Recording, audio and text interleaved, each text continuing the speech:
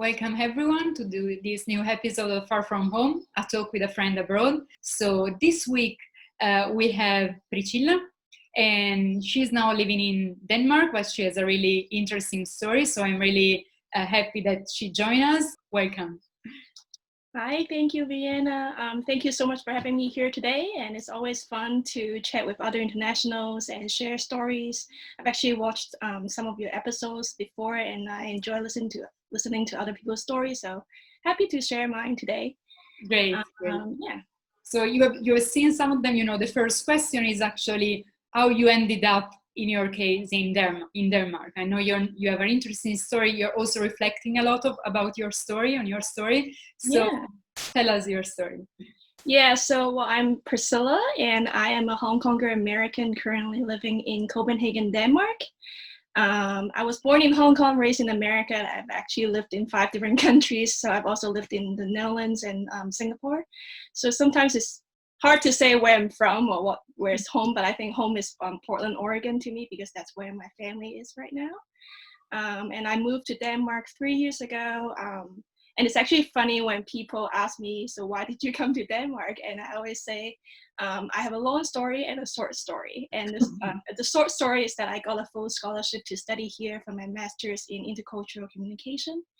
And I can also tell you a little bit about my long story today. And it's kind of like a combination of different things that, caused me to want to get out of America and like move to Europe or move to this lesser known country called Denmark. First of all, it's kind of like, kind of my desire to want to go back to school to pursue a degree that in a field that I'm really passionate about, which is intercultural communication, after working for a few years. And the second, it's kind of like I was really inspired by my first trip to Europe back in 2015, which back then I was thinking, I don't want to just be a tourist. I really want to come back and like get a deeper dive experience and live here and then, absorb everything. And then number 3 is kind of like, as many of you might know, the tuitions in the US are actually quite expensive, quite high. And I know that in Europe it's a little bit more affordable. So I was looking into the option of studying abroad, and for what I study, it makes total sense, intercultural communication. Exactly. So yeah, so I just started, researching and applying for different programs all around Europe that I was interested in. And actually, I was quite lucky. I got accepted into all the programs that I applied for. Super. And Aarhus University, which is in Denmark, and the University of Amsterdam, which is in the Netherlands, they both offered me a full scholarship. So I just kind of had to choose from the 2 of them. And after weighing different factors and, the programs and the cities and everything else, I decided to go to Denmark. And that's why I came here. And it's actually quite interesting to look back, because back then I didn't know much about Denmark. Like I didn't even know that I didn't even know that it was like named the happiest country in the world or something like this. I didn't know much about it, and I think that's what you call an adventure. So yeah, it's been adventurous, and came here 2017. So it's almost 3 years in August, and I graduated last year with my master's. And there are different things that I enjoy in Denmark a lot, that I am trying to look for a job and really hoping to establish my life and my career here, and we'll see how it goes. So that's a little bit of my story of how I came here. And how was like the first trip to Europe, or this like last move? Like any cultural shock or any stereotypes about Europeans that you found out they were true or actually not true? Yeah, so it's interesting, because I'm someone who doesn't like to have too much expectation before I go on a trip, because I don't want to be disappointed. I want to be surprised. Yes. And so before coming here, I was not like expecting a lot of different things, but to my surprise is that I feel like the Danish culture is actually quite an interesting mix of in between the Asian culture, like the Hong Kong culture that I have, and also American culture. Denmark is a very community-based, but at the same time individualistic culture. So it's like kind of like in between. And then the communication style here is very direct, very straightforward and honest, and that's closer to American, but even higher level. Yes. So yeah, like not like culture shock, but definitely something interesting. Yeah, an adjustment. So Yeah. now your family is actually in the US. Yeah, so most of my family is in the US. I only have my grandma in Hong Kong. Mm-hmm. Yeah, and I also have some family in like Singapore and Australia and Canada. Yeah. Okay, so this is an international family. And do you think that like your background, so the migration of your parents, was also something that had an impact on your idea of like studying intercultural like Yeah, education or I in think international field? I think so. Like it's actually it's only when I grow older and when I look back that I realized that, because my parents, they're actually backpackers back in the 80s. That, you know, back then when you don't have Googles, you don't have GPS, you don't have your smartphone, and they were so brave enough to travel and backpack around, you know, different countries. And I think I got the genes from them. I always say that I have this like, I was born to be a traveler, and I think I got the genes from them. And I also think it's my parents' parenting style, where they allowed me to chase my dream and really, you know, see the world and encourage me to go out and develop myself and see the world. And I think, yeah, that definitely sparked my interest in the whole intercultural, international thing. Yeah. Good. And so now during these COVIDs and also with the family, let's say abroad, and this idea of the far from home, you were saying before, home is a strange concept, but at the same time, like these challenging times, we're also like reflecting more, where's home and where the family. So what were like the challenges, like personally, but maybe also professionally? Yeah, I think professionally, as I said before, I've been job searching since I graduated. So it's been a little bit difficult as a foreigner to search for a job in Denmark. And COVID-19 certainly makes it a little harder, because some companies are firing people, or they are definitely taking a break on, you know, hiring people. So professionally, that has been a little bit hard. And Denmark has announced a lockdown, I think, since March 13th. So the usual, you know, networking events or meetings that I would go to canceled. And so I've been staying home and kind of changing my strategy a little bit, and trying to focus more on, you know, networking on LinkedIn, or spending time learning Danish, writing blog articles, and doing all the things that I could at home and when I, you know, have technology. So yeah, and things have actually started to reopen up a little bit since like a couple weeks ago. So hopefully it'll get better soon, or kind of back to somewhat normal again. And personally, it's actually been a little bit strange and difficult as well, because I've kind of been living in different temporal situations since the beginning of 2020. And I've also unexpectedly moved from Aarhus to Copenhagen just last month. And so under a pandemic. So it was, you know, some movings and readjusting for me, and a little stressful, but otherwise I actually have been really enjoying Copenhagen a lot. So yeah, moving and stuff. In terms of being far away from home, of course, it's hard when you have to deal with all these things alone. But my family has been really supportive as well, and you know, we stay connected. So yeah. I think that is really important, because there is this then like feeling of being guilty a little bit, because we are the one who left and they are the one we left behind. But at the same time, if they are supportive, as you were saying, they were supporting since the beginning of your like career or studies, that makes sense. So you don't have also like this to think about it. They are with you. Even and I actually have this, like, another thing I just came up with is that, because I have families and friends from different parts of the world, I actually have to sometimes I have to keep track of the news in Hong Kong and then in Oregon, and then you know, here in Denmark, and then report out how you know, give them updates on how it's going in Denmark, because they're also concerned with all this information they have to keep track with. And so that's been sometimes stressful, you know, when you read so much news and information online and stuff. Yes, exactly, because you're in 2-3 countries and you're following the news, or translating the news for the other different languages. Have you also been reading news in from Italy? Yes, I'm trying to update friends and families. Yes, I think one thing that can also be a resource, and it's also something that I'm teaching now, and I can see that you are actually living this. is I have a course that is called Global Kids. So in teaching parents how to help their kids to become global. And one idea is, yeah, you cannot travel now, but you can travel online, and you can still like show the world or help the kids to make connection all around the world, or you can make connection. And actually, I think we met on LinkedIn actually a few weeks ago, because you were actually doing that. So I cannot travel, but I can actually like reach a lot of people like online, and especially I can also target already the people that I'm interested in to connect, because they are like me, or like interested in the intercultural field.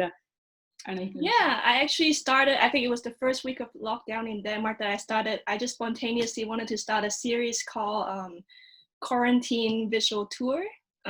Every Thursday, I get throwback Thursday series that I started on LinkedIn, where every Thursday I'll write a small story from different countries or different trips that I've had, and just share a story and a picture that I took, so that it's like a visual tour for people when they're stuck at home, that they get to still travel around the world with me a little bit. And that's been quite interesting. Like people, they seems like they have been enjoying it, and then they also share their story, and then we get into a conversation. And I just love talking about traveling and culture and meeting people who are like-minded or who are also travelers. So it's been really great, actually. Yes, I think that we are actually creating a community of like interculturalists, also because even like before, we were maybe targeting or based in our country and working more in our country, but now we also need I think we need to support each other, but at the same time we are also interested in developing collaboration. This is at least my idea, and the way I'm getting in touch, and at the same time exploring, let's say, the world in terms of like business and opportunities. So this is maybe can be also for you now. Yeah, you're looking for a job in Denmark, but actually you're also collaborating with some like a company or a trainer that is not actually based in Denmark. Happen also through LinkedIn. That's true. Actually, my new internship is with a company called Their Culture People, and it's based in New Jersey in the US. Exactly, and I met the coach versus also my boss on LinkedIn, and that's how we started collaborating, and it's really great. It's been working really fine. Yes. And what about, so I think this can be like a great resource that actually you found out maybe, or you develop any other like resources that you have like considered that you have. So I think we have already mentioned that LinkedIn is a really good platform to meet people professionally and expand your network there. And also I think in terms of upskilling yourself, because now is the time that you have all the times at home and do other things that you normally wouldn't, maybe too busy to do. And I've actually found a lot of free like webinars or online courses or workshop or whatever. And I've attended, for example, digital marketing workshop or project management, or even photography, or like yoga, or like workout, or different things. And I think a lot of the companies they're published, or they're giving out webinars and resources like this for free during the pandemic time to help people out. And I think it's really great, and it's good to take advantage of them. And I've been attending those and just preparing myself and learning something new and keeping up with my Danish and all that stuff. So, and I really encourage people to seek out to those free resources during this time. I think that's really great. I have actually a question that I mentioned this course that I'm teaching these global kids. Do you have any suggestion for a kid to become a global kid, or to travel the world? So I think it depends on what age of a kid you're talking about. But if you're talking about, for example, a high schooler, there are a lot of study abroad program. For example, when I was a high schooler, I was an AFS student. AFS intercultural programs. It's a program that do study abroad or exchange for a high schooler from 15 to 18 years old, and you go abroad for a year, and it's a great way to see the world and learn about different things. And I think it was actually my AFS year that got me so passionate and, just into all this intercultural exchange and meeting people, traveling and all that stuff. And I think it's really good to start at a younger age. And again, if you're in university, definitely there's study abroad, and there's always different communities that you can join that are international. So like study abroad is one thing that I definitely recommend to global kids. Yes, I think it's great, and I also I totally agree, because sometimes, yeah, you can be a backpacker or you can be a digital nomad by yourself, Yeah, but also if you go on this like exchange program or intercultural or study abroad program, you can do also that in a kind of safe space environment, because you are like there's someone who is taking care of you, and there is a yeah, support. You are hosted by the families, so you get in touch with the locals, and definitely. so And yeah. I have to say, even till today, like after more than a decade, and I've studied abroad several times in my life, as you have already heard. Even till today, I still like uncover more and more what I've learned from years ago. Like I only noticed or realized when I'm older. Like, oh, from back then I actually, I got it from there. And I think it's not just, you don't only learn language and culture, you learn so much about yourself, your own cultural identity. You learn to be independent. You learn to communicate with people from different cultures. It's a lot of things that you learn. It's not just what you think. Yeah. Yes, And exactly. I really think good. that's so Yeah, true. And yeah, it's not only for the language, or it's not only for the study, but you gain a lot of skills, and you know a lot yeah, about yourself. definitely. So And then, those are the memories that stick forever, like yeah, life-changing experience. Yeah. exactly. Yeah. Yes, yes. Super. Now there is actually the last part of the talk, that is a message in the language that you prefer, to the country that you prefer. So in your case, you're going Cantonese. Yeah. So I'm telling you before we start recording, because English is kind of boring and you all understand it. And I was born in Hong Kong, so I'm also a proud Hong Konger. And I would say something in Cantonese. Yeah, I could say a message in Cantonese, Chinese, and 香港人加油！知道你哋近年都好辛苦啊，肺炎啦，加上政治嘅動盪等等，希望你哋撐住啦！好多外國人同埋喺外國嘅香港人，我哋都支持你哋，唔好放棄，同埋保重，留翻條命，我哋高低相見，加油 ！Yeah. Super. Can you translate for us what you said? Yeah, I was just saying, kind of keep it up, Hong Kongers. I know there's been a really tough year for Hong Kong, for whoever has followed the news, with COVID-19 and all the political instability and all this stuff going on. I was just saying that I hope they will keep it up and really know that there is a lot of people from around the world, Hong Kongers or foreigners, that are supporting them and just trying to tell them not to give up. And yeah, to keep being hopeful. Yeah. I think it's also interesting, and it's happen like there are our life events, and then there are maybe some events in our country that also help us to maybe rediscover our identity, or like the feel of being proud of our country. And Yeah, I think it's actually very interesting. Now, like, because when I moved to Denmark, I am now an Asian American in Europe. in Europe, And that has been a very interesting journey of just discovering another layer of myself and my cultural identity. Because, when I'm in America, I focus on, okay, my Hong Kong identity, and then my identity as an American and how it works. And then here I'm representing America, and then I'm also in Hong Kong, and I'm adapting to the European or Danish culture, and just, like even just the question of, when people always ask you like, where you're from, yes. or where's home, as you were asking me, God, it gets you thinking like, who are you, or who am I? Yes.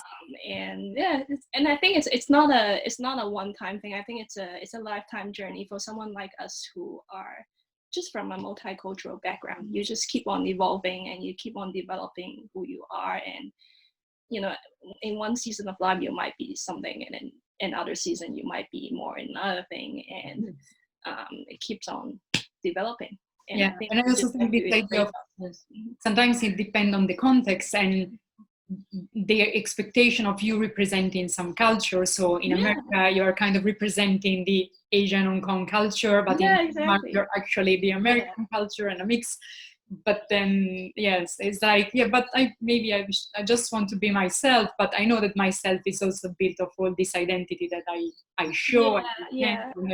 And I think sometimes it is a little bit frustrating when people, because we live in a culture where we like to put things into categories. We want quick answer, and then I'm like, but I really don't feel like I fit into just like one category. I'm not like just American or just Hong Konger, or like just this or just that. I'm myself. Like I am just a little bit I'm not saying like I'm so different than other people. I'm just saying I do have a very interesting background, and so I just it's to learn to like how I embrace myself, but also how I present myself or how I talk about my background to other people. I think a lot, most people, they are willing to understand, to listen and to get to know you. So that's really great. Yes. And I always think also it's a natural process. It's also kind of a self-defense to put people in boxes. So because it's too scary also sometimes to see the complexity, but then if you get to know that the person is much more than just, also in my case, an Italian living in Malta or. Yeah, exactly.